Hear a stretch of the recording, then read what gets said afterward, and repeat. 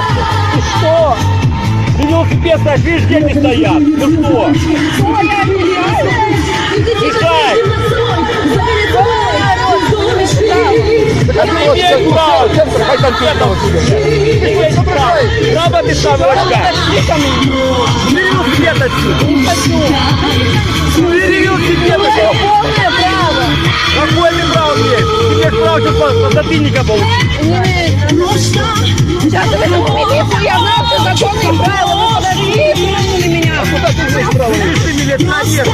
Не имеешь права! Ты настри на голову кому-нибудь, теперь ты право! Что? Он стоит, никому не мешает. Мешает мне мешает! И что? Вон сколько места, вон. Так вот где он тут мешает? Ну! Мне что вы Что ты делаешь? Что ты Это вы делаешь? что У него делаете? пакет полон. А я, он как взял на кого смотрит. Вот туда. Все равно. 4 километра. Ну, некуда хоть велосипед поставить. Если проблема, то подойдите в милицию.